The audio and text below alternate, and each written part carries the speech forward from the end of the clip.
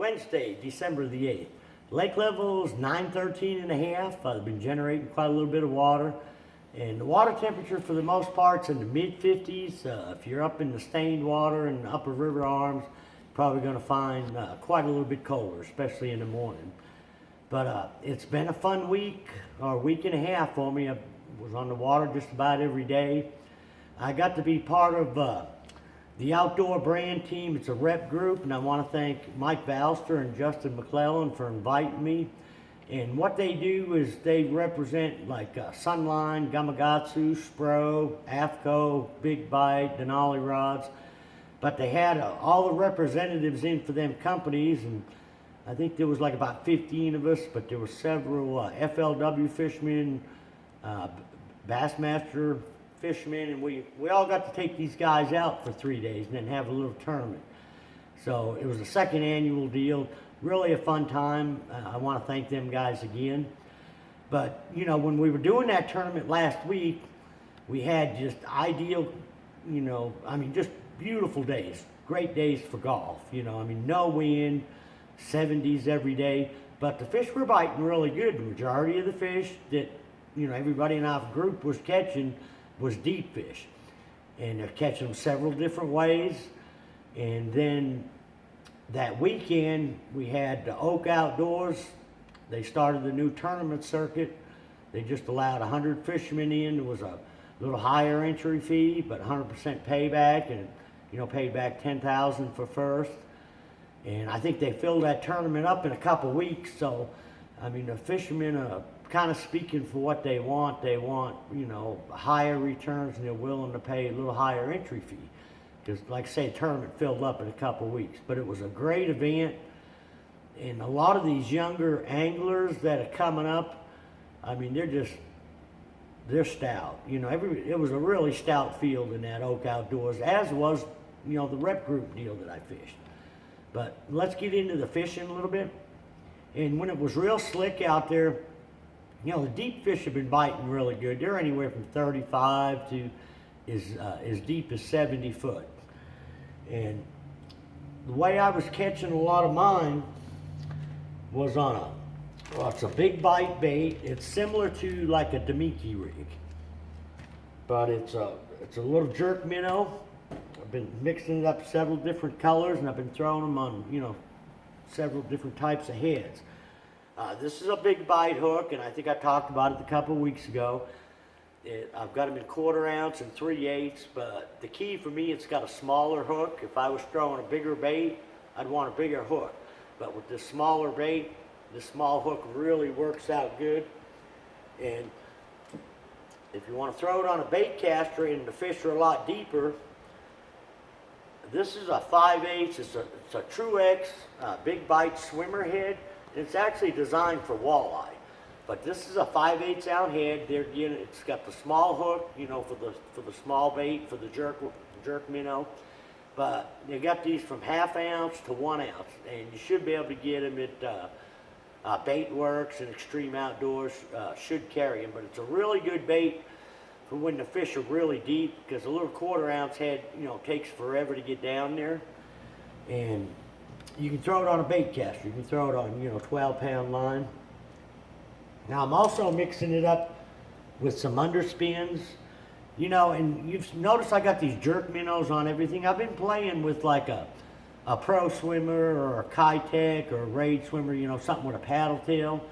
But for some reason, the smaller tail seems to be working a lot better for me. A lot of the shad that them fish are belching are only 2.5, 3-inch shad. But, you know, there's a lot of, and then my go-to bait, without a doubt, has been the spoon. When the fish are aggressive, I've been throwing a white spoon, and I don't think it matters what brand you're throwing, whether it's you know, Dixie Jet makes a good one, War Eagle, Jewel makes a good one. This is a homemade one a guy makes for me. Now you get into a flutter spoon, and I think there's a big difference in the action of the spoons. The slab spoon, you're not getting, you know, very much action out of it. Now, you know, how am I catching them fish and where? A lot of the fish throughout that week, it seemed like I had to be in the major creeks. Back up a little bit. the spotted bass, you know, where they've been moving quite a bit of current, I think a lot of them I was catching was on the main lake, flat gravel points, and some of them were 50 to 60 foot. And when you'd find them, you'd find big groups of them. Now you're probably going to hear me talk about, you know, live scoping. You don't need a forward shooting sonar to catch these fish right now. I think you could go out there with an old flasher and just, you know, once you find them, you can catch the heck out of them out there on the main lake. Now some of my better fish, I'm having to use a live scope or a forward facing sonar, you know, to catch them. But like I said, a lot of the Kentuckys seem to be anywhere from 35 to 65, depending on the day. And you got to jump around quite a little bit on some of them, you know, main lake, flat gravel points. Now a lot of the better fish seem to be in the major creek arms. And I know some of the guys caught them down by the dam. Some of the guys caught them up in the James River. You know, I fished from about Cow Creek to Big Creek most of the week in that rep tournament.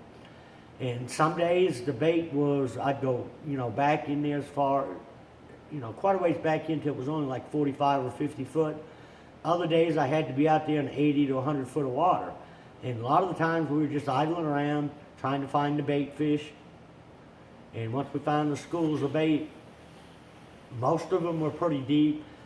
Then depending on how the fish were reacting, if I could catch them on a spoon, that would be my main choice because I can get it down there faster. But a lot of times they wanted a little bit more of a finesse bait. And I did mess around with a drop shot quite a bit. I seemed like I could get the fish to follow it. But if I could back off from the fish and throw this little jerk minnow and swim it through them, you know, most of the time the fish were underneath the shad or at the beginning or the ends of the schools of shad. A lot of times there was a lot of deep timber, you know, down underneath that the fish were coming out of to feed on the shad.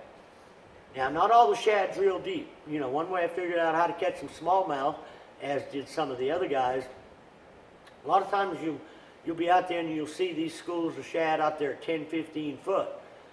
Well, a lot of the fish I was catching was 50, 60 foot deep. But if you could find them schools of shad up there at 10 or 15 foot, I would take a little underspin.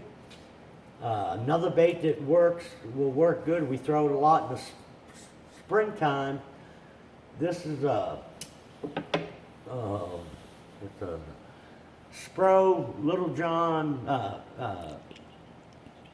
80 spin, or spin 80, but it's a little spy bait is what it is.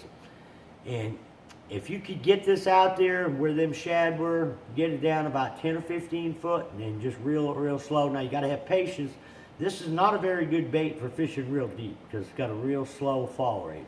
It's got a little propeller on the front, one on the back. Basically all you got to do is just reel it in real slow. And I could catch some smallmouths that way. I caught very few smallmouths out there real deep. Most all the smallmouths I caught, they were still out over deep water, but they were only like 15 to 20 foot deep. Let me see, what's my little underspin? But this is a little heavier one I was throwing on a bait caster, but I was throwing one just like this with a 1/4 ounce or 3/8 ounce head for those smallmouth underneath them higher schools of shad. And then the tournament came around. You know, Saturday we had a lot of clouds and wind, and I think I had just under 16 pounds the first day. I caught a limit of Kentuckys on the main lake on the gravel, you know, 50 to 60 foot deep, and then I went looking for largemouths in the center of them creeks, and you know, I had a pretty good day. You know, I got to cull most of them Kentuckys out. So I thought I'd get smart the next day. Instead of wasting time trying to catch the Kentuckys, I'd just go right to the center of the creeks where I was catching largemouth. Well, it was a good plan, but it really didn't work out too well for me. I mean, I had a 3.5 pounder early and then another 2 pounder. And a lot of the fish in the center of them creeks, you know, the bite had been better later in the day for me. So it was kind of one of them deals. I was committed to it. and I just ground it out in the creeks in what I thought was the prime time. And then after about 5 or 6 hours of that, I figured I'd have been tickled to death to have some of those 2-pound Kentuckys. By that time, the wind was blowing 30, 35 miles an hour, so there's no way I could get out there on the main lake. So, make a long story short, I think I kind of overthought things, but I felt I needed, 17 or 18 pounds to finish up there real well, and another limit of Kentucky's would have got me a paycheck, but I was thinking for the bigger picture. But when the conditions changed, I guess that's what I'm trying to get at. I didn't change with the conditions. I fished the conditions that we had all week, which was dead still. And I know a lot of the guys that adapted, there was a lot of crankbait fish, a lot of rock crawler, wigglewort fish caught on them nasty days. I don't think they were biting all over the lake because I threw it in several places. And I know guys that threw it for 2 days and, had 10, 11 pound limits.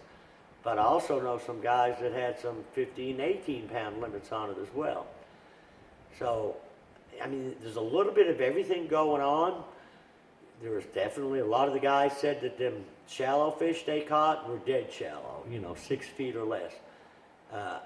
Where they were fishing, I don't know for sure, but I'm going to say the water's probably a little cooler in the river arms, and if I was to go out tomorrow and throw a crankbait, I'd probably look for a little off-colored water, maybe fish some bluff swings, stuff with some bigger rock.